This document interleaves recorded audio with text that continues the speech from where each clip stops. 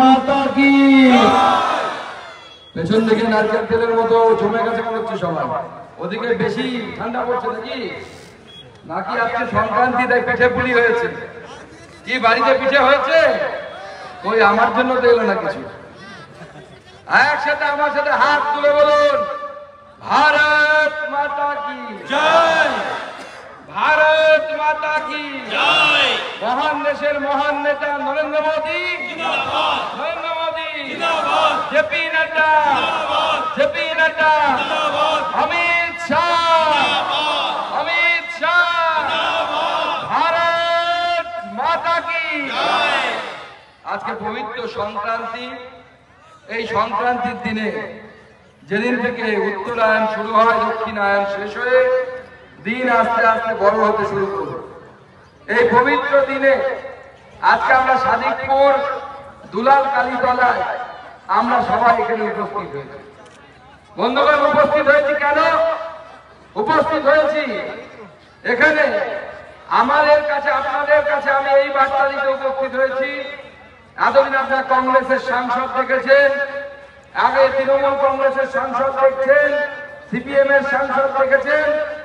এইবার নরেন্দ্র মোদীকে বিজেপির সাংসদ উপহার দিন। আমি কথা দিচ্ছি এখানে সোনার বাংলা তৈরি হবে, সোনার বাংলা আমরা আগামী দিনে। আমাদের এখানে উপস্থিত আছেন আমাদের এই জেলার সভাপতি ধনঞ্জয় ঘোষ, উপস্থিত আমাদের রাজ্যের সহসভাপতি রথিন ঘোষ, আমাদের হজ কমিটির ভাইস প্রেসিডেন্ট মাহফুজা খাতুন, যিনি এখানে লোকসভার ক্যান্ডিডেট ছিলেন।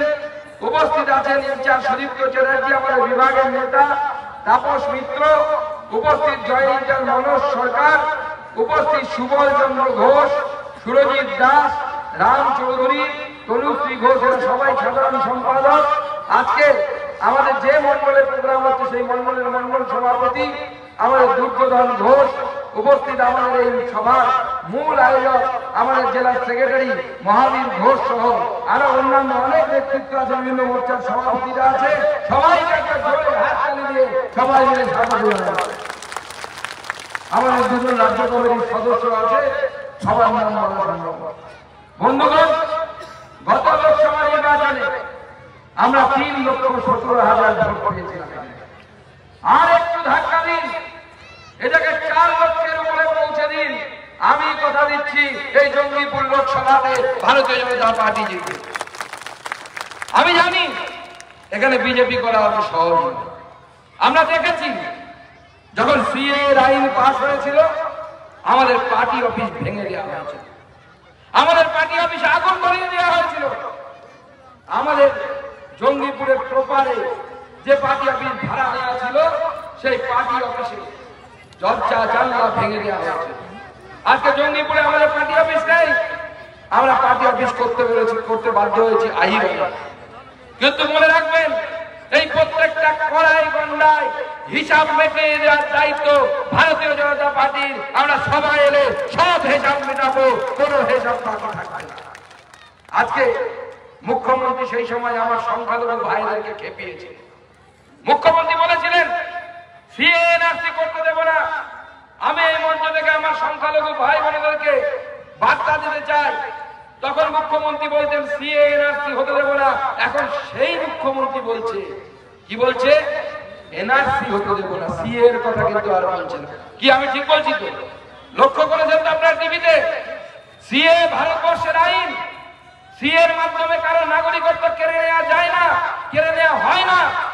ভোটের সময় মুখ্যমন্ত্রী আপনাদেরকে বোকা বানিয়েছিল। আর যতদিন অশিক্ষিত থাকবেন, শিক্ষা নেবেন না, বারবার তৃণমূল কংগ্রেস আপনাদেরকে বোকা বানাবে, মুরগি বানাবে, আপনাদেরকে ব্যবহার করবে, আপনাদেরকে মানুষ হিসেবে গণ্য করবেন না। তাই যদি প্রকৃত উন্নয়ন চান, প্রকৃত উন্নয়ন ভারতীয় জনতা পার্টি দিতে পারে। এখানে সংখ্যালঘু ভাইদেরকে উস্কানো হয়েছিল। আজকে প্রশ্ন করতে চাই, সংখ্যালঘু কাজী মাসুম আক্তারকে পদ্ম পুরস্কার এই পশ্চিমবঙ্গ থেকে বাঙালি মুসলমান পদ্ম পুরস্কার পেয়েছে। কার সরকার দিয়েছে? কার সরকার দিয়েছে? মাস্টারমশাই মানুষ আমার সাথে মাঝে মাঝে কথা হয়, পদ্ম পুরস্কার পেয়েছে। লড়াই করেছে নিজের স্কুলে জাতীয় সঙ্গীত বাজানোর জন্য। আর মমতা বন্দ্যোপাধ্যায় কিভাবে সাম্প্রদায়িকতার সামনে তোষণের ভোটের রাজনীতির সামনে মাথা নোয়াচ্ছেন। স্কুলে জাতীয় সঙ্গীত গাওয়া হবে না তো কি গাওয়া হবে? তৃণমূল কংগ্রেসের জয় বাংলা জয় বাংলা খেলা হবে, গান গাওয়া হবে।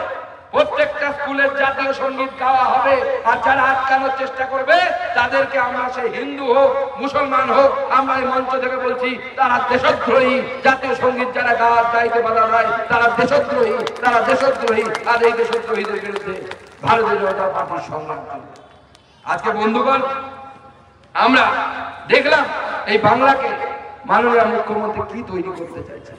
দুদিন আগে 3 জন সাধু গঙ্গাসাগর মেলাতে যাচ্ছে। সেই গঙ্গাসাগর মেলাতে যাওয়ার সময় তাদের বিরুদ্ধে মিথ্যে অপবাদ দেওয়া হয়, দিয়ে একজন সিভিক ভলেন্টিয়ার, তার নামটা বলতে চাই না, তার উস্কানিতে সেই সাধুদেরকে ধরে পেটানো হলো, তাদের জামা কাপড় খুলে নেওয়া হলো। মুখ্যমন্ত্রী যদি ভাবেন যে তার মন মর্জি মতো এই রাজ্য চালাবেন, আমরা পরিষ্কার বলে দিচ্ছি, ভারতীয় জনতা পার্টি হাত বুঝিয়ে বসে থাকার জন্য আসেনি। আপনাকে উচিত শিক্ষা জনগণকে নিয়ে আমরা দেব। ইটের বদলা পাটকেল হবে, লাঠির বদলা লাঠি হবে যদি আপনি চান। আর যদি শান্তি বজায় রাখতে চান, আসুন ভারতীয় জনতা পার্টি যেভাবে শান্তির মন্ত্র নিয়ে এগিয়ে যায়, এই ধরনের শান্তির চিন্তাধারা অন্য কেউ বিশ্বাস করে। আগামী 12 জানুয়ারি, 22 জানুয়ারি, আগামী 22 জানুয়ারি অযোধ্যায় ভব্য রাম মন্দির তৈরি হবে। কি জানেন তো? না জানেন না? জানেন অযোধ্যায় সেই রাম মন্দিরে ভগবান রামচন্দ্রের মূর্তি উদ্বোধন করবে মাননীয় প্রধানমন্ত্রী নরেন্দ্র মোদী। আজকে সেই দিন গোটা ভারতবর্ষের মানুষ তারা আনন্দ করছে। 500 বছর পর জাতি বর্ণ ধর্ম নির্বিশেষে সবাই আনন্দ করছে, কেউ দুঃখে নেই। মানুষ সবাই মিলে রাম মন্দিরের জন্য শুভকামনা করছে। মাননীয় মুখ্যমন্ত্রী যখন ডেকে পাঠানো যে আপনি মুখ্যমন্ত্রী, আপনিও আসুন, আপনিও ভগবান রামের দর্শন করে যান, যে কেউ যেতে পারে। মুখ্যমন্ত্রী বললেন আমি যাব না। আজকে প্রশ্ন করতে চাই মাননীয় মুখ্যমন্ত্রী, আপনি যদি রেড রোডে ঈদের নামাজে যেতে পারেন, রাম মন্দিরে কেন যেতে পারেন না? আমার জঙ্গিপুরের লোকেদেরকে বলবেন কি আপনি কেন যেতে পারেন না? এই প্রশ্নটা কি আমরা করতে পারি না?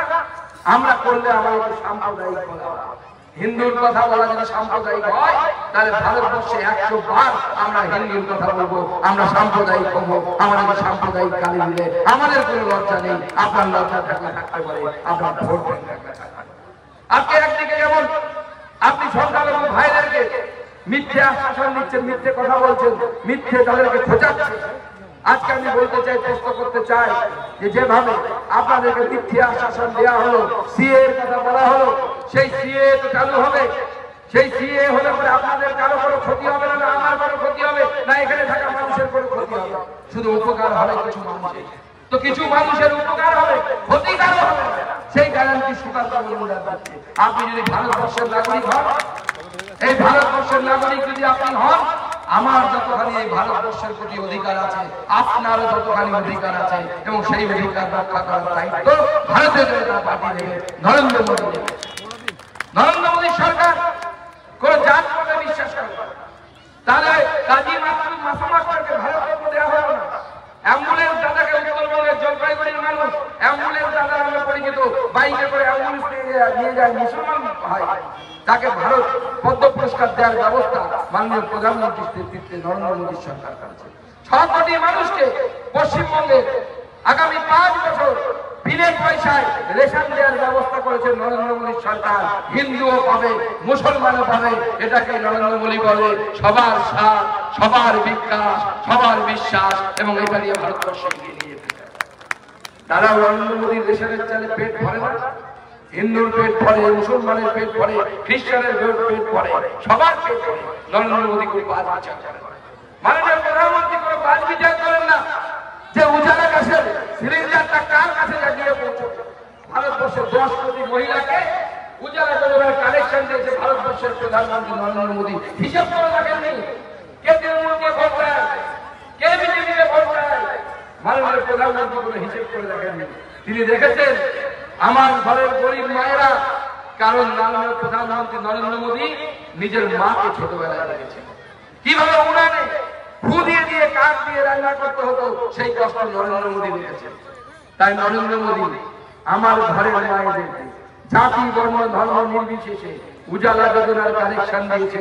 9 কোটি মহিলা ভারতবর্ষে তারা উজালা যোজনার গ্যাস পাচ্ছে, 300 টাকা কমে গ্যাস পাচ্ছে, 603 টাকায় উজালা যোজনার গ্যাস পাচ্ছে। নরেন্দ্র মোদী সেই ব্যবস্থা করেছে, আমাদের সরকার সেই ব্যবস্থা। আজকে ভাবতে অবাক, নরেন্দ্র মোদীর নেতৃত্বে দেশ চাঁদের দক্ষিণ মেরুতে পৌঁছে যাচ্ছে, ইসরো সেখানে পৌঁছে যাচ্ছে। আর আমাদের মুখ্যমন্ত্রী দিদিমণি তুমি কথায় কথা বলে এগিয়ে বাংলা, আর আমরা কি দেখতে পাচ্ছি, যখন এই চোর ধরা পড়ছে তাকে সমর্থন দিতে তৃণমূল কংগ্রেস, মুখ্যমন্ত্রী তার ভাইপো পৌঁছে যাচ্ছে।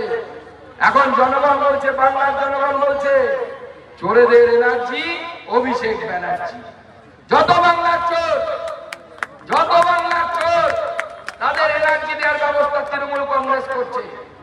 আজকে তৃণমূল কংগ্রেসের এক একজন মন্ত্রী নেতার বাড়িতে কোটি কোটি টাকার সম্পত্তি। আমি গোটা বাংলা ঘুরে বেড়াই বন্ধুগণ, গ্রামে যখন যাই দেখতে পাই ছেঁড়া গেঞ্জি পরা লোক, ঠান্ডা গেঞ্জি পরা লোক ঘুরে বেড়াচ্ছে, পায়ে হাওয়ায় চটি নেই।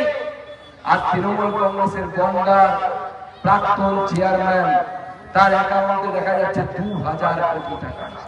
কত কোটি টাকা? 2000 কোটি টাকা। এই টাকা আর কার নয়, এই টাকা আমার, আপনার, সাধারণ মানুষের। আমাদের অধিকারকে চুরি করে এই চোরেরা বড়লোক হয়েছে, এদেরকে জেলে পাঠানো উচিত কিনা আপনারা বলুন? উচিত, জেলে পাঠানো উচিত। তাহলে এদেরকে যদি নরেন্দ্র মোদী ইডি সিবিআই জেলে পাঠায়, নরেন্দ্র মোদীকে গালি দেওয়ার অধিকার মমতা বন্দ্যোপাধ্যায়ের আছে। এই মঞ্চ থেকে আমি বলে যাচ্ছি, প্রত্যেকটা চোর জেলে যাবে, সেই আপনার জেলার আকির হোক, আকিরুজ্জামান হোক, ইমামি হোক বা জাকির হোসেন হোক, প্রত্যেক চোর জেলে যাবে, প্রত্যেকটা চোর। এক একজন মহাপুরুষের বাস এই জেলায়। ইমামি মানল বোম, জাকিরের পা গেল খাওয়া। কি ঠিক তো? হ্যাঁ, নিজেদের মধ্যে মারামারি করছে, নিজেদের মধ্যে মারামারি করছে। বিড়ির ব্যবসা করে কোটি কোটি টাকার মালিক এক একজন। বিপিএফ দেয় না, ইপিএফ দেয় না, গরিব মানুষের অধিকারকে হরণ করে। বিজেপির সরকার আসবে আর এই চোরেদেরকে আমরা টাইট বানাবো, বিড়ি শ্রমিকদের অধিকার আমরা ফিরিয়ে দেবো, এই চোরেদেরকে সঠিক জায়গায় দেবো। আজকে আমাদেরকে ভাবতে হবে, আজকে নরেন্দ্র মোদীর নেতৃত্বে দেশ কোথায় এগিয়ে যাচ্ছে আর এই রাজ্যটাকে কোথায় এগিয়ে নিয়ে যাচ্ছে, মুখ্যমন্ত্রী কোথায় নিয়ে যাচ্ছে, খাদের দিকে এগিয়ে নিয়ে যাচ্ছে। মুখ্যমন্ত্রীর নেতৃত্বে গোটা রাজ্যের চোর এমন বেড়ে গেছে, কোন জায়গা নেই যেখানে চুরি হচ্ছে। বন্ধুগণ, আজকে আমাকে সাংবাদিকরা প্রশ্ন করছে, দাদা 57 জন টিচার খুঁজে পাওয়া গেছে, বলছে তাদেরকে এসএসসি বলতে পারছে না, আমরা তাদের ইন্টারভিউ নিইনি, পরীক্ষাও নিইনি, তাহলে টিচার হয়ে গেল কি করে? কিভাবে টিচার হয়ে গেল? বলে ভূতে ইন্টারভিউ নিয়েছে। মাননীয় মুখ্যমন্ত্রী শিক্ষা দপ্তর জেলের ভেতরে শিক্ষামন্ত্রী, প্রাক্তন শিক্ষামন্ত্রী, খাদ্যমন্ত্রী জেলের ভেতরে। আর কয়েক মাস অপেক্ষা করুন, মুখ্যমন্ত্রী মন্ত্রিসভার বৈঠক তিহার জেলের ভেতরে বসে নেবে, তিহার জেলের ভেতরে সব গোটা মন্ত্রিসভা। আর মুখ্যমন্ত্রী কি বলছেন? হাতে রোজগার নেই, পরিযায়ী শ্রমিক হিসেবে আপনাদেরকে, আমাদেরকে, ঘরের ছেলেদেরকে যেতে হচ্ছে অন্য রাজ্যে। মুখ্যমন্ত্রী বলছেন পুজোর সময় একটা গ্লাস নেবে, মায়ের কাছ থেকে কিছু টাকা নেবে, একটু মুড়ি নেবে, দুটো ছোলা নেবে, তারপর ঝাঁকিয়ে বিক্রি করবে, বিক্রি করলে একটা ইনকাম হবে। মাননীয় মুখ্যমন্ত্রী, আপনাকে আমি প্রশ্ন করতে চাই, যদি মুড়ি নিয়ে, ঠোঙার মধ্যে 5টা মুড়ি নিয়ে দুটো ছোলা দিয়ে যদি পয়সা ইনকাম করার প্রয়োজন হয়, তাহলে আপনার ভাইপোকে গরু পাচার করার কেন প্রয়োজন হলো? আপনার ভাইপোর কয়লা পাচার করার কেন প্রয়োজন হলো? আপনার ভাইপোর স্ত্রী সোনা পাচার করার কেন প্রয়োজন হলো? কেন নিজের ভাইপোকে শিক্ষা দেননি যে বাবা গরু পাচার করিস না, পুজোর সময় ছোঙা নে, তার মধ্যে মুড়ি রাখ, 5টা ছোলা নে, ছোলা নিয়ে বিক্রি কর, নিজের ভাইপোকে দিয়ে কর। মুখ্যমন্ত্রী আপনাদেরকে বলছে, কথায় কথায় ভয় দেখাবে তৃণমূল নেতারা, লক্ষ্মীর ভান্ডার বন্ধ করে দেবো, লক্ষ্মীর ভান্ডার বন্ধ করে দেবো। কি দেখায় তো দিদিরা? তৃণমূল নেতারা ভয় দেখায় লক্ষ্মীর ভান্ডার বন্ধ করে দেবো। আরে দিদি, লক্ষ্মীর ভান্ডারে আপনি কি দিচ্ছেন? 2 দিন আগে আমি অসমের মুখ্যমন্ত্রী, লক্ষ্মীর ভান্ডারে দিদিমণি কত দেয়? 500 টাকা, তাই তো? আর এসসি হলে 1000 টাকা, এসসি এসটি 1000 টাকা। 1 কোটি মানুষকে পশ্চিমবঙ্গে দিচ্ছে, 4 কোটি মহিলা আছে পশ্চিমবঙ্গে, 4 কোটি মহিলা আছে, তার মধ্যে 1 কোটি মহিলা, অর্থাৎ 30% মহিলা শুধুমাত্র লক্ষ্মীর ভান্ডার পাচ্ছে। দুদিন আগে আমি অসমের মুখ্যমন্ত্রী হেমন্ত বিশ্ব শর্মার সাথে ছিলাম। হেমন্ত দাকে জিজ্ঞেস করলাম, দাদা আমাদের মুখ্যমন্ত্রী কথায় কথায় বলে যে পশ্চিমবঙ্গের মতো কেউ নেই, মা বাংলা মহিলাদেরকে 500 টাকা করে দিচ্ছি, আর কোথাও নাকি এরকম দেয় না, এটা কি সত্যি? আপনি তো মুখ্যমন্ত্রী, আপনি বলতে পারেন। আমার আসামের মুখ্যমন্ত্রী হেমন্ত দা বললো, বলে আপনাদের দিদি কুল দিচ্ছে, দিদি কুল দিচ্ছে। বলে কেন? বলে আমার রাজ্যে আমি 1250 টাকা করে মহিলাদেরকে দিই। আসাম ছোট্ট একটি রাজ্য, মহিলাদের কত দেয়? 1250। মনে রাখবেন, তৃণমূলের কোনো নেতা রাস্তায় দেখা হলে বলবেন, জিজ্ঞেস করবেন, আরে আসাম একটা ছোট্ট রাজ্য, মহিলাদের 1250 টাকা করে দেয়। আর আমি ঘোষণা করছি, বিজেপি যখন এখানে ক্ষমতায় আসবে 26 সালে, আমরা অন্নপূর্ণা ভান্ডার চালু করবো, মহিলাদের 2000 টাকা করে দেওয়া বিজেপি কান্ত হবে না, রাজ্য বাঁচবে না। এই রাজ্য রোহিঙ্গাদের আশ্রয়স্থল করে সাধারণ মুখ্যমন্ত্রী মমতা বন্দ্যোপাধ্যায় এই রাজ্যকে শেষ করে দিয়েছে। আজকে একের পর এক শিল্প আছে, যোগী রাজ্য। আপনারা অবাক হয়ে যাবেন, কিছুদিন আগে একজন বাঙালি অভিষেক বন্দ্যোপাধ্যায় তিনি নোবেল পুরস্কার পেয়েছেন আমেরিকায়। তিনি ভারতবর্ষে একটি রাজ্য বেছে নিয়েছেন গবেষণা করার জন্য, যে আমি আমার নোবেলের জিনিস নিয়ে গবেষণা করবো। ওই রাজ্যের বাঙালি, কিন্তু পশ্চিমবঙ্গের মমতা বন্দ্যোপাধ্যায়ের কাছে আসেনি, সেই কাছে ভারতীয় জনতা পার্টির মুখ্যমন্ত্রী যোগী আদিত্যনাথের স্বামীর কাছে, বুলডোজার কাছে গেছে, যোগী আদিত্যনাথের কাছে। আজকে মুখ্যমন্ত্রী জবাব দিতে পারবেন যে একজন বাঙালি নোবেল পুরস্কার জেতার পরও তিনি কেন বাংলায় আসছেন না তার কাজ করতে? তিনি যাচ্ছেন বিজেপি শাসিত উত্তরপ্রদেশে যোগী আদিত্যনাথের কাছে। এটাই হচ্ছে মোদীর ম্যাজিক, যোগীর ম্যাজিক, বিজেপির ম্যাজিক। বিজেপি আগে আমরা ফোন ব্যবহার করতাম, ফোন খুলতাম, ফোনের নিচে লেখা যাচ্ছে, পেছনে লেখা যাচ্ছে মেড ইন চাইনা। এখন ফোন দেখুন, ভারতবর্ষে 100টা ফোন তৈরি হলে এখন 90টা ফোন মেড ইন ইন্ডিয়া ভারতবর্ষে তৈরি হচ্ছে। আমার উত্তরপ্রদেশের রাজ্য ফোন তৈরি হচ্ছে, আমার রাজ্যে তৈরি হচ্ছে, পরিযায়ী শ্রমিক হিসেবে অন্য রাজ্যে চলে যেতে। তাই এই সরকারকে পরিবর্তন করতে বন্ধুগণ রাখা যাবে না। এই সরকার যদি থাকে, আপনার ঘরে শিক্ষিত বেকার ছেলে সে চাকরি পাবে না, যদি চাকরি পায় বিয়ে পাবে না। আমরা ঘোষণা করছি, আমরা ক্ষমতায় আসার পর আজকে পুলিশ বন্ধুদেরকে আমরা বাইকে নিয়ে গেলে বিজেপি মিছিল করলে বাধা দেয়, সব জায়গায় বাধা দেয়। নিচু দলের পুলিশ, উঁচু দলের পুলিশ এসপি যারা, তারা কেন্দ্র সরকারের দিয়ে পড়ে, আর এই বেঁচে যাওয়া করে ঠান্ডার মধ্যে দাঁড়িয়ে থাকে, তারা দিদির দিয়ে পায় মুখ্যমন্ত্রী 36% কম দিয়ে পায়। আজকে আমরা এই মঞ্চ থেকে ঘোষণা করছি, রাজ্য সভাপতি হিসেবে বিজেপি ক্ষমতায় আসার পর সঙ্গে সঙ্গে কেন্দ্রীয় হারে দিয়ে ব্যবস্থা আমরা করবো। কেন্দ্রের সাথে সমান দিয়ে আমরা রাজ্য সরকারি কর্মচারীদেরকে দিয়ে এই রাজ্য শেষ হয়ে যাচ্ছে, কর্মসংস্থান নেই, শিল্প নেই, কাজ নেই, মানুষের হাতে কাজ নেই, শুধু মুখ্যমন্ত্রী শুধু মিথ্যের পর মিথ্যে ঘুরিয়ে আমরা এই মিথ্যে ঘুরিয়ে যাওয়া বন্ধ করবো। তাই 26 সালে এই সরকারের পরিবর্তন করবো, আমরা সেই কথা দিয়েছি, কিন্তু 24-এ ছেলে ভাই কি ছেলে ভাই নাই তো? চোরদেরকে শিক্ষা দেবেন তো? দেবেন তো?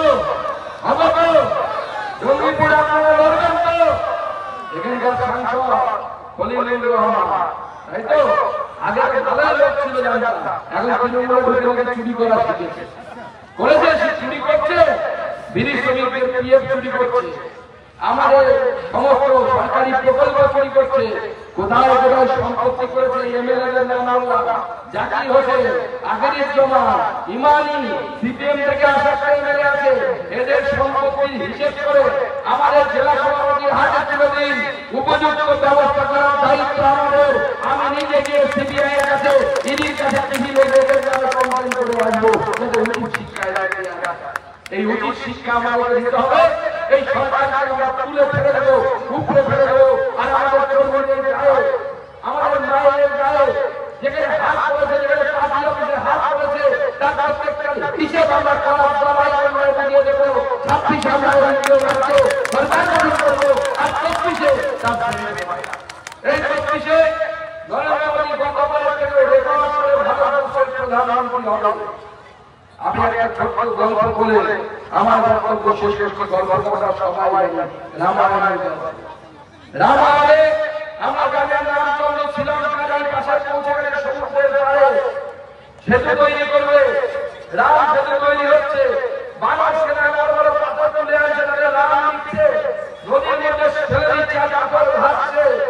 সেই সময় একটি কাঠ বিড়ালি সে নদীতে সমুদ্রে গিয়ে ঝুঁক দিচ্ছে, ডুব দিয়ে বালির উপরে গড়াগড়ি খাচ্ছে, আর গিয়ে পাথরের উপরে গা ঝাড়াচ্ছে। সামান্য দূরে এক বালি করা রাখা হচ্ছে তাকে পাথরের উপরে। সবাই কাঠ বিড়ালিকে জিজ্ঞেস করছে, আরে কি ব্যাপার ভাই, ভাই কি করছো? বলছে আমি সেতু তৈরি করছি। বলে তুমি সেতু তৈরি করছো, সবাই হাসছে। কেন? বলছে দুটো বালি কারণে কি হবে, সেতু কি হবে? কাঠ বিড়ালি বলছে আমি জানি, আমি এই দুটো বালি কারণেও রাম সেতু তৈরি হবে। রাম এখান থেকে লঙ্কায় যাবে, মাসিটাকে উদ্ধার করবে। কিন্তু আমি এই কাজ করে রাম সেতুর মধ্যে রামায়ণের আমল হতে চাই, সেরকম 24শে নরেন্দ্র মোদীর সরকার তৈরি হবে, এটা ঠিক হয়ে গেছে। শুধু আপনাদেরকে অনুরোধ হতে হবে, জঙ্গিপুর নরেন্দ্র মোদীর হাতে তুলে দিতে হবে, জঙ্গিপুর নরেন্দ্র মোদীর হাতে সংসদে তুলে দিতে হবে, বক্তব্য করে দিতে হবে। দিদি হতো এবং তারা তো হাত তুলে আমার সাথে পরিচয় নেই। ভারত মাতা কি জয়, ভারত মাতা কি জয়, ভারত মাতা কি জয়। বন্দে বন্দে বন্দে পিসিচোর ভাইপো, তৃণমূলের সমাজচোর, পিসিচোর ভাইপো, তৃণমূলের সমাজচোর, পিসিচোর ভাইপো, তৃণমূলের সমাজচোর। এবার বলবো হিরো রানী, আপনারা বলবেন বাবা হিরো রানীর কাছে সিনেমা দেখেন তো? হ্যাঁ, এবার বলবো হিরো রানী।